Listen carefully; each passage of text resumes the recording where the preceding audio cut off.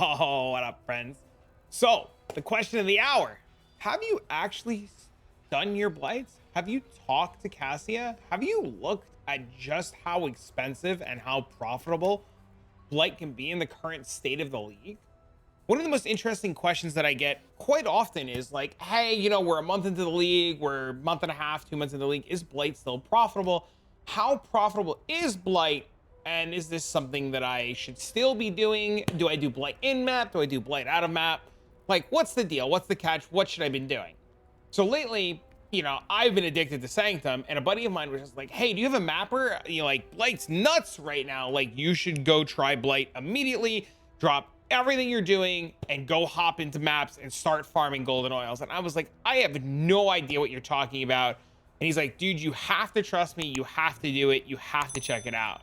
So I said, okay, let me take a peek. What are you doing? Explain to me what you're doing. He's like, I'm farming Blighted Maps. I'm farming golden oils. I'm farming silver and opalescent oils, and I'm making money hand over fist. And I was like, there's no way. He was like, dude, I'm telling you. I was like, I know it's good, but like, how good? And he was like, really good. So I had to take a peek at current market prices on oils, and I literally just blew my mind. Now, looking at the base price of Awakened POE trade, we see gold's at 78, silver's at 33, opal's at 12, black's at 4. Just looking at that, I'm like, there's no shot. It can't be. There's no way. Impossible. And this is a little preview. Ignore what you're looking at. So I did. I checked. Golds are at 87 in bulk. Like, what the actual hootenannies is going on? Silvers themselves are at 33 to 35. Opalescents are at 14 or better. Black oils in bulk are at 4C. Like, what? Like there. I sit and stutter because there's just so much money and it's crazy. So a buddy of mine was like, dude, I'm telling you, you have to do it. And I was like, all right, I'm in. What's the strat? And he goes, take Blight.node. And I was like, Blight.node, got it, check. He's like, grab compass. And I'm like, compass, check. He's like, now. And he's like, map, go. And I was like, I know it's that simple, but tell me it's that simple. He's like, it's that simple. So we take an Atlas tree. We take Blight.node. I know you're going to be seeing a lot of other random doodads on this. Ignore it. All you care about is map duplication, Blight.node, and that's it. If you need Cassie's Pride, take Cassie's Pride. If you don't need Cassie's Pride, don't take Cassie's Pride. I actually even forgot to grab a node because I'm silly and just completely forgot. So I've been like running without this node all day. But take node.blight, call it a good day. Pair it with anything else you want. I paired it with essences and altars, which has been a lot of fun, but my character is like the worst mapper in existence, so I did this slow as heck. So what is a strat? How does it run? We get our carcass maps, we alch chisel corrupt them, we grab our gilded blight scarabs because we want to do kill the blight scarabs. You grab anything else you want to take, anything else you want to do, anything else you feel like you should do because you can, you throw it in and you blight.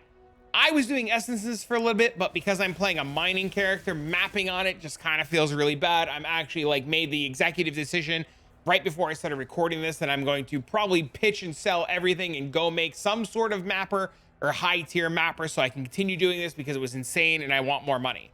So I mentioned there's a compass. The compass that we want is oils found in your maps are 1 tier higher. This says it will automatically tier up all of the oils we find. So if I find a silver, it goes to gold. If I find opalescent, it goes to silver. If I find black, it goes to silver, or black, it goes to opalescent, so forth and so on. This also makes the cost of building and upgrading blight towers in your map doubled, so it makes it a little bit harder if you have to rely on towers. If you have to rely on towers, you might not want to consider this oil or this sextant, but this sextant's really powerful. Also note that this sextant does indeed stack with this, and I've talked to a handful of people that these are individual or different instances. Correct me if I'm wrong. If you're watching this and you're screaming, leave a comment down below and be like, you suck, it's wrong. So people will know if you are right. And it does turn out that I'm wrong, we'll pin a comment. So check the pinned comment, see if there's any updates on that. But this does say that oil extractors, or this note says we can get oil extractors and blight maps or blight oils have a chance to be 25% higher in our maps, meaning that these compass will tier up all of our oils. And then there's a 25% chance that the oil then will tier up again and you'll get a higher tier of oil. Now, to give you a rundown of all the Atlas nodes outside of that, Distilled fungus gives us additional jewelry to drop from the bosses. We'll talk more about jewelry in a minute and why jewelry is really good. This gives us the ability for our Blight monsters to take a metric ton of damage and survivability on the pump. Essence nodes are essence nodes. I took them because I like essence nodes. Ignore these. These are for my mapping strategy. Epidemiology gives us Blight chests are lucky. 80% more chance for Blighted Maps. I did 55 maps on stream. I sold 2.5 inventories of Blighted Maps. Over 55 maps. It was insane. Just a metric ton of maps. You take these two small nodes here because Blight rewards are lucky and it gives you 8% chance to contain additional reward. And then down here, we take immune response. Immune response gives us a ton, and I mean a ton of extra monsters. Immune response pretty much says spawn 50% more non-unique monsters, spawn them 100% faster. And we want more mobs to spawn so that when the pump explodes, we get a bunch of cool stuff out of the pump. Today alone, I got a nurse card from a pump explosion. I got 3 raw divines from pump explosions. And overall, the pump can explode and just give you a bunch of really cool stuff if you take advantage of it. We also want to take these small nodes too because they give you more non-unique monsters in your map, and they're pretty good. If you need help upgrading your towers and you need to rely on towers, there are 2 small nodes here that upgrade the cost and building of your towers. Now note, we're not going to take Fungal Bloom because we don't care about Blight Encounters or chance, as we can no longer double casting at a map. We're not taking Spores of the Wind because we want to choose and pick what map we want to run, which is only going to be Carcass because we're aiming for gold oils and we're aiming for Blighted Maps, and Carcass is the best map to do that on. You can also run Crimson Temple or Malformation or like Silo. There's other maps, but Carcass is the best. Ideally, the TLDR is you want to run a map that has a linear layout that forces all the rewards into 1 or 2 lanes. One of those lanes has to be Blight reward chest. And since we're aiming for oils and we want to take advantage of oils being so damn expensive and Blighted Maps being so damn expensive, that's why you want to do a map like Carcass, so that essentially all of your rewards are just Blight. Can't beat it. And lastly, we don't want to take Mycelial Swarm as we don't care about the Blight crafting option being available on the bench. The reason we do this is we want to use either polished or gilded Blighted Scarabs. The reason we want this is we want to be able to make more bosses spawn on the map. Bosses have a chance of dropping anointed jewelry, and we want to farm a lot of anointed jewelry. And once again, we'll talk about anointed jewelry in a minute, and I'll show you why. But we either want to use polished to force a boss or gilded for 50% chance for Blight chest to contain an additional reward. So you pretty much want to do gilded or polished or better. If you can get gilded for cheap, pretty much grab gilded. If gilded is out of budget, get polished, you will be a-okay. You ideally want to avoid using rusted if you can. Now, I'd like to go on the record here and say I am playing one of the worst mapping characters that you could be playing. I am playing a character specifically designed to do Sanctum, as it does 850 bajillion DPS, but has 1,000 health and 1,000 EHP. So this character does a hot amount of damage, but literally does no way ever, period, ever to survive. So that's pretty much how this goes. Now, when we open up our Carcass map, if you choose to do more things on the map because you're playing a really strong mapping character, run around the map, kill the map boss. I was killing the map boss on the 24th map for the invitation as I was doing blue altars, and I wanted to add another source of income. I did essences, like I said, because essences were another source of income. This character can just one-shot red tier essences, no problem. It just kind of gets annoying because I one-shot them and they one-shot me and we die together, so we just sing Kumbaya as we all, keel over immediately. But essentially what we're going to do is we're going to open the map, we're going to do whatever mechanics we want to do, we're going to die because we have ZHP, we're going to put our auras back on, and we're going to hop back in the map, and, we're going to hope to God we don't die again. Now, I have made videos on this strategy before. I have talked about Cassius Pride. I think Cassius Pride is a hell of a node, and it's super awesome. But this character is so much DPS that this character can do like Blight Ravage maps and like pretty much not care as long as it doesn't get one-shotted. The downside to this character getting one-shotted is that it gets one-shotted. But if I wasn't playing this character, I would have a designated mapper. And oh God, somebody's gonna be in the comments and be like, "You failed the map. Do it again." I'm waiting. I know there's going to be a comment, and if you're the guy who's going to leave the angry comment, note, I beat you to it. I always get one guy who's like, "You died while recording your video." build sucks, can't watch. And you're like, bro, would you rather me like have a perfect video that seems unrealistic? But anyways, rewards are awesome. So you see here, we got some Legion reward or some Scarab rewards. It's really cool. Our pump did explode. We did get one piece of anointed jewelry. We didn't get more. Sometimes we get a lot. Sometimes we get a little. And then we check our maps. We get some blighted oils, some maps, and my filter's not picking up sepia, verdant, teal, so I don't pick up any of the little ones. But essentially, this is just what we do. We come into a map. We get our stuff. We put in another map. We go again. Now, if your item drops and it's anointed, you can use Awaken POE trade. Awaken POE trade will show you what's on it. If the item does not show you what's on it, you can press the hidden button and you can check it there. You can change and update your filter. Filter Blade has an option for anointed jewelry, and you can pick and choose what you want to show on your jewelry and on your filter.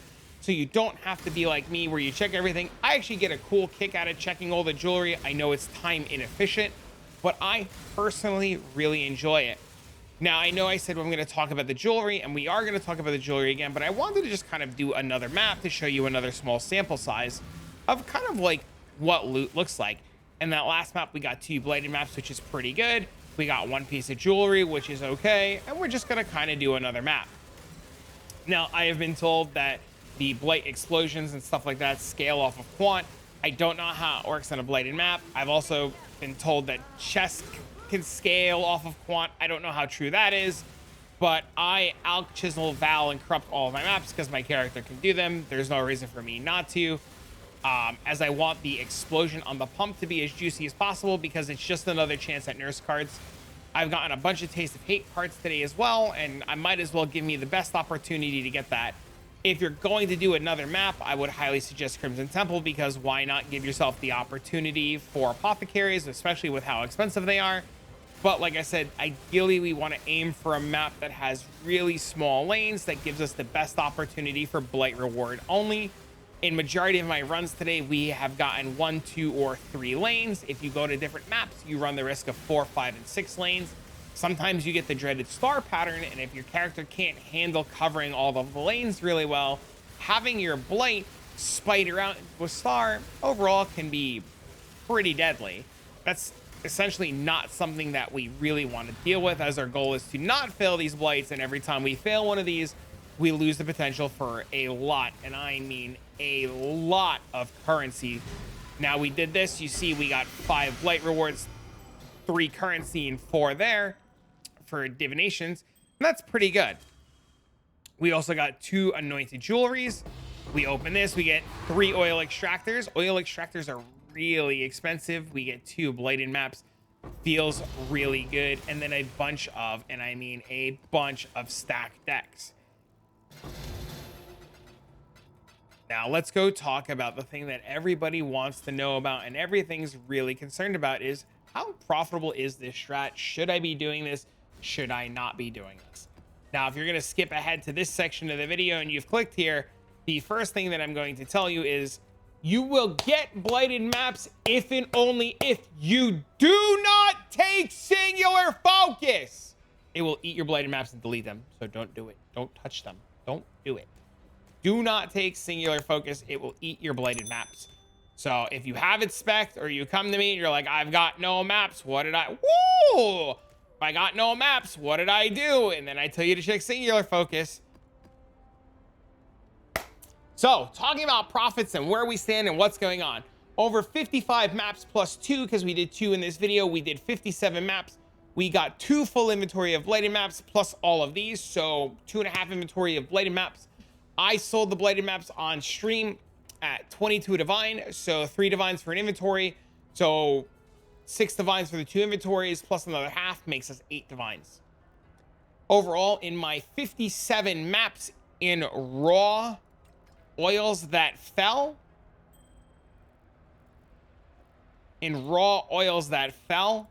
we got 8 golden oils, 15 silver oils, 20 opal essence oils, 21 opal essence oils, a bunch of black oils, a bunch of teal oil or blue oils, a bunch of purple oils, and a bunch of red oils. I'm just double checking nothing went into that tab. Okay, cool. That adds up to a lot of money. So 8 golden oils, you guys can do the math, is about 90 C in oil, 87 if I want to move them quick. Opalescent oils are 15 C, 14 if I want to move them quick. Silver oils are 35, 33 if I want to move them quick. Now note, all of these prices are at the time of the recording. This could change in the morning or tomorrow or later in the league. I mentioned we sold 2 tabs of inventories. That's 6 divines. I had 3 raw divines drop from the pump explosion. That gave me 9. Over 57 maps. This is mine. We don't count this. This is mine. We don't count this. These are 4C each in bulk. These are 3C each in bulk. And these we could just upgrade at the vendor. We don't care about these. Oh, I moved those. Dang it. That was a stack. Silly me. Tricks are for kids. So let's just take that stack out. So if we look at these at 3C each, this is, you know, 30, 60, 90, 120, 150 plus this. And if these are 4C each, it's 4, 8, 12. So, I mean, you sell these in bulk. You just list them 30 for 10. People will buy them. They buy them all the time. There's a lot of people farming blighted maps and blight content, and they need all these different oils. So these will sell in bulk, no problem. Now, the big thing, the big important thing, the anointed jewelry. I have an entire tab here of anointed jewelry, as you see before you. The reason why I did not do these on stream and I saved this for the video is to showcase to you guys how this works and what's going on. If I do this on my anointed jewelry, you'll see that my jewelry has gold, teal, green. Jewelry is not weighted. So essentially what that means is if I use an oil extractor, I have a 33% chance of getting gold here, which I didn't. If I look at this piece, it's 50-50 silver black. And once again, we just do this again. Gold green, please make. Oh, that's bad jewelry. But essentially, while we do this, oh, there's gold. Nice. Silver, silver, negative, gold. Watch it like be nerfed and not 50-50 anymore. Whoa! Okay, this has to be gold. Silver blue, silver, silver, gold to black, silver. Oh, that's not an oil extractor.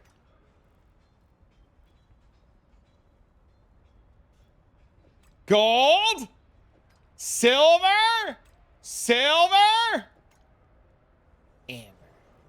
You a stinker. Gold, silver, gold. Dang it. Gold again. Dang it. Can't miss this one. Has to be gold. Dang it. Dang it. Oh, another one. Heck yeah, dude. Gold.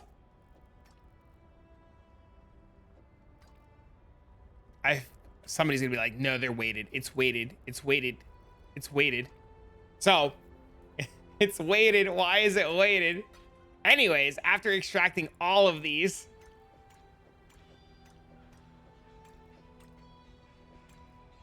dude, it's so cool. I love doing this. I love Blight, man. It's so good. Anyways, after extracting all of these, you can see out of all of that jewelry, we had about 33 oil extractors. We're left with 4 left over. We got another red, a bunch of black, some more opalescent, 7 more silvers, 5 more gold, and then some random ass ones. Now, oil extractors are 15C a piece. We did 30 of them. So if we grab a calculator and we look at 30 times 15, we had 450C in oil extractors. We pulled out 5 golden oils at 80, what is it, 87? Are they 87? 87. So 5 at 87 was 435. So these pay for the oil extractors. This is all profit. This is profit. This is profit. This is profit from the jewelry. Yeah. The strat itself, depending on how things turn out, is between 3 and 6 divines an hour. The realistic approach, because I know people are going to ask, there are better mapping strategies, but this strategy for just being able to close your eyes, open a map, blitz the Cassia, and just do the blighted section of it alone is between 3 and 6, depending on your oils and what falls and how lucky you get. The compasses at the time of recording are like 10C. So they're like super cheap. So it's like 3C a map to open a map plus 3C for a scarab. So you're looking at 6C a map. Blighted maps themselves are 20 to a divine. And overall, that's only the blight side of it's between 3 and 6 divines an hour. That's not including all the essences or anything else that you add onto your map. This character, like I mentioned, is the worst mapper in existence as it's a mine character. You can go way faster in maps than I did. I was also streaming at the time. So when I did the math for my calculations on profit per hour, it was less or lower than normal as I stopped to look at POVs and do things like that. I do highly recommend this strategy. I think it's a lot of fun. It's really easy to do. Blight is just awesome, and it's just pretty much guaranteed money just on the blight side of it alone. As soon as you factor in essences and flipping essences and everything else, you can kick up the profit per hour astronomically. When I did my calculations, I did not include the one nurse card that I get to, so that nurse card is not in the 3 to 6 as this is an anomaly and doesn't happen. I didn't include any of the Taste of Hate cards or anything like that. So yeah, if you try it and you like it, let me know in the comments down below. I look forward to hearing from you guys. And if you made it this far in the video, thanks for watching. I'll see you guys in the next one. Bye, friends.